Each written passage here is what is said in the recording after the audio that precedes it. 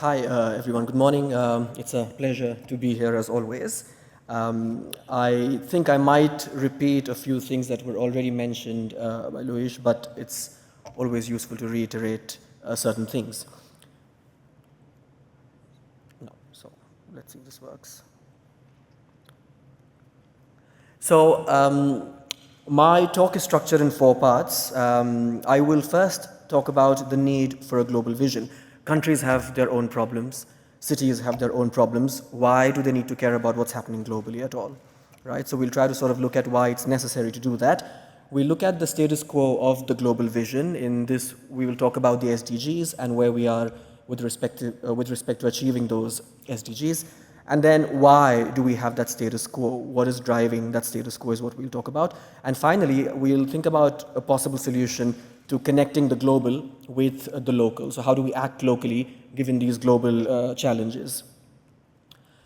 So the need for a global vision, a lot of it was already covered by Luis, but I will try to sort of quickly go over it. So globalization and trade, a big problem. A concrete example, in 2011, there was this E. coli outbreak in Germany.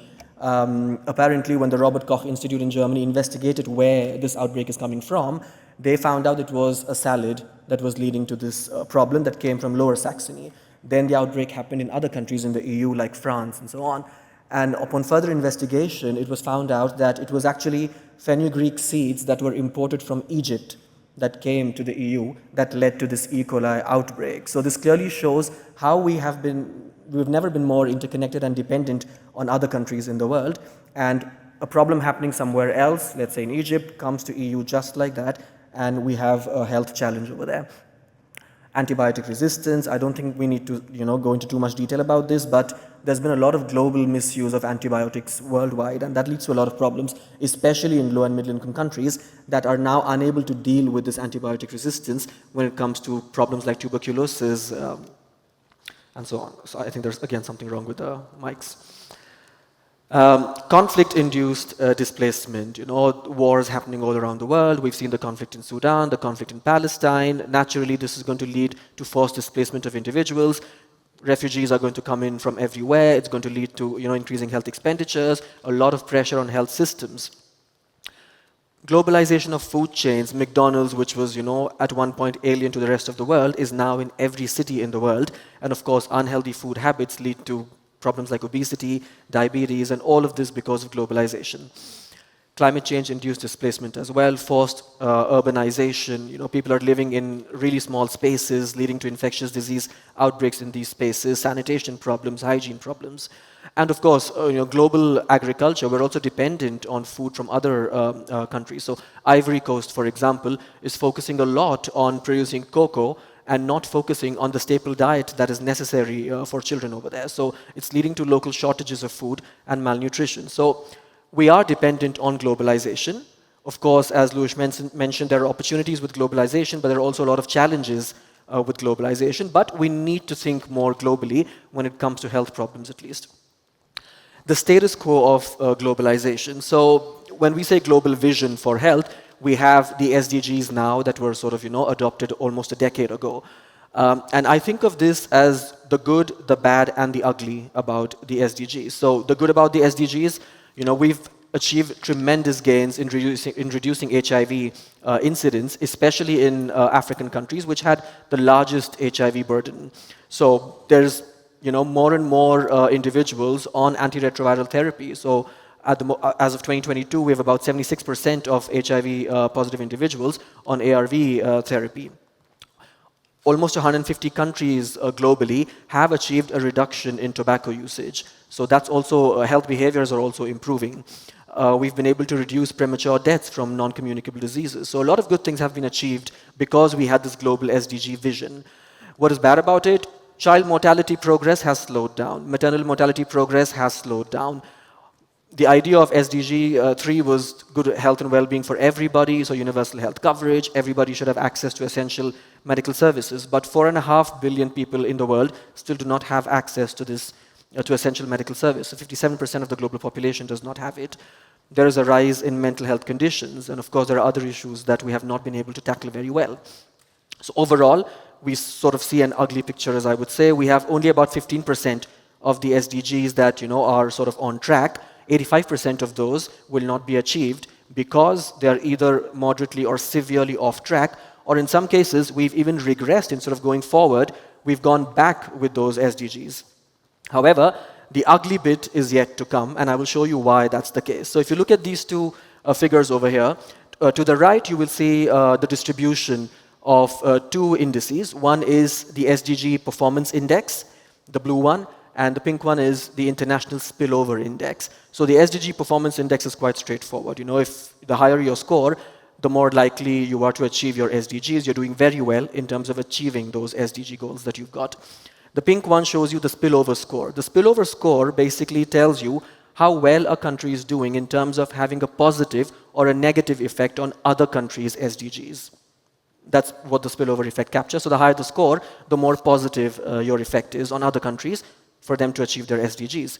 Now, in terms of the blue bars, you can imagine on the higher end of those that blue spectrum, you will have countries like Finland, which is performing outstandingly in achieving those SDGs. You will have Denmark, Norway. You will have Germany over there as well. Portugal ranks 18, so it's in the top 20 in achieving those SDGs. But if you look at the pink bars, which countries are having a positive effect on other countries to achieve their SDGs, none of these countries are in that list. None of them are even in the top 100. Okay, you've got countries like Comoros, you've got Somalia. It's a lot of African countries in that list. India is in that list. So who is really thinking globally in this context? Because on the one hand, the high-income countries are achieving all their SDGs, but they don't really have a positive effect on other countries in achieving their SDGs. It's the low and middle income countries that are actually doing good towards other countries while they're still struggling to achieve their own SDGs. So we need to critically think about what's going on. If you look at the second figure, you see a clear negative relationship between the performance score and the International Spillover Index. You'll see at the very left, you will have countries like Finland, you will have Denmark, you'll have Switzerland at the bottom, Singapore at the bottom, so all the rich countries basically, that are supposedly doing really well in achieving their SDGs, but doing really poorly in helping other countries achieve those SDGs. So I think we really need to think about who is it that really is thinking globally and how we can connect the global with the local. So why is this happening? Why is this the case? Some of these reasons were covered by Luis already, so I won't go into their details with respect to funding priorities, conditions that come with this funding. So the donor decides what this funding is going to be used for, limited capacity of some of these countries in governing in accountability mechanisms. Some of these countries also just prioritize their own agenda, their own mandates. But one of the main reasons, I think, is to do with the development of these development goals. How did these goals come about? So initially, when the SDGs were developed, you had the open working groups that were formed to develop these SDGs, and you had about 30 seats or so in these open working groups. Many of these seats were shared by countries. So India and Pakistan and Sri Lanka shared a seat in developing these goals. Now, because there was limited representation of these countries in developing the goals, obviously their voices may have not been heard in this process, yet they ratified the SDGs. They still agreed to come on board with the SDG goals. Portugal was, as far as I know, was not a part of developing the SDGs. It was not a part of the open working group, but it is on board with the SDG 3 goals. So there was limited membership. The membership was also rotating, so not every country was represented all the time. Whenever the open working group had their meetings, not every country was there in those meetings, so they couldn't have their voices heard. Consensus building was a problem. So you put India and Pakistan together. I'm from India. I can see how that consensus building is going to work between these countries. It's very hard to do that. A lot of countries felt that there was a lot of inequity. So countries that were very influential, high-income countries, basically were driving the agenda of the SDGs to some extent. Countries that were not always present had some sort of indirect participation in the SDGs, but it was not always very effective. And there were certain issues. So small island countries, for instance, had very specific issues that seemed to be marginalized in developing the SDGs. So that, I think, was one of the main reasons, because we are thinking globally, but we're not connecting with all the actors that are responsible to bring about this SDG agenda. Another example of how one ignores the local context in global decision-making is through things like the standardized maternal care protocols in sub-Saharan Africa. So traditional birth attendants are very important during delivery, during antenatal and postnatal period in sub-Saharan Africa. That was largely ignored when these blanket protocols were given to these countries to achieve lower maternal mortality. There are also blanket vaccination campaigns all across the world. Something that works in the EU does not work in the US, does not work in India. So a one-size-fits-all policy is actually not good for many countries. We worked on a paper last year, actually, where we looked at vaccination, basic vaccinations for children below the age of 1 in Kenya. And we found out that despite all the resources given to people, despite the funding being there, you still had very low vaccination rates for vaccinations like BCG, diphtheria, and so on. And the reason for that was because there were other problems that people were more worried about, things like diarrhea. Diarrhea was a real issue for these families, these households in Kenya, and they worried about their children dying because of diarrhea. So they wouldn't really care about other risks, vaccine-preventable diseases. They cared about these other competing risks, like diarrhea in that case. Implementing UHC in India, great idea, but India is such a huge country. I'm from India, and it's vast, and the context differs so much if you move from one city to another city. So having sort of blanket policies to implement UHC in India is hardly going to work. Mental health initiatives in rural South Asia, great to have mental health programs, but the local context in these countries basically says that mental health is stigmatized. People do not even want to talk about it because they don't like to be classified as someone that is mentally ill. So again, blanket programs dealing with mental health will not work over here. So the local context is often ignored, and that's why I think localization is really the Achilles heel of decision-making of global goals. It's really a problem. What do we mean by localization? It's translating or adapting global goals to national goals, or even national goals to local goals, to regional goals within the country. It's contextualizing the problem, it's customizing the solutions, and then adopting and implementing them locally. When we say act locally, we must not forget that implementation obviously is situated in a wider sort of national or global flow of power, a global flow of international relations, of ideas, of resources. So it's not such an easy line to walk. We need resources, we need capacity building. More importantly, we need political support, and we need to seek legitimacy. So you have a global goal, but if it is not legitimized in the local context, nobody is going to be on board with those goals.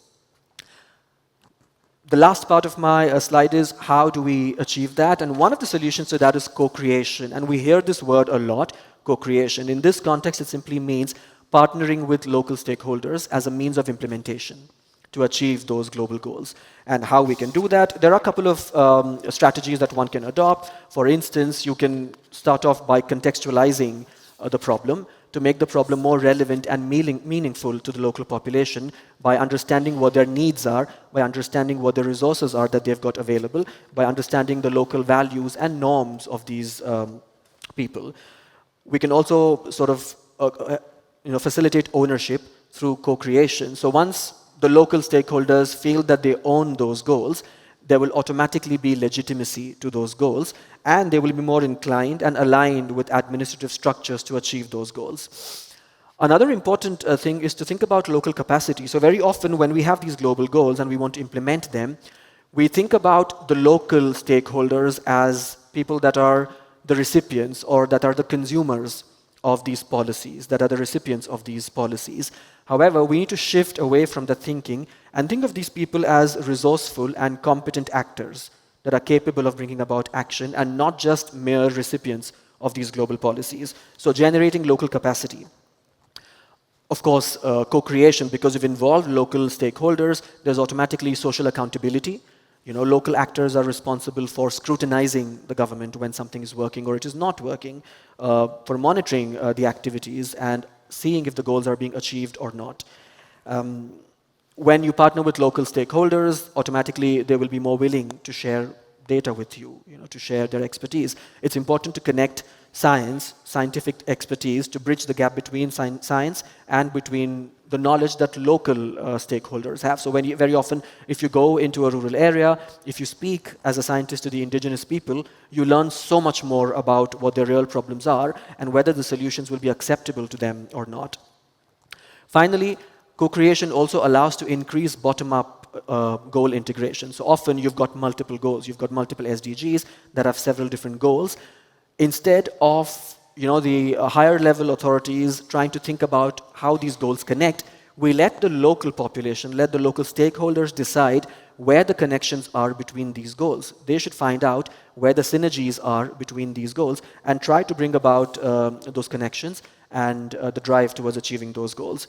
So co-creation has to be, obviously, it has to be participatory, it has to be inclusive at all levels. The goals must be obviously established very clearly, they should be realistic, and you need the resources and, more importantly, political support to achieve those goals.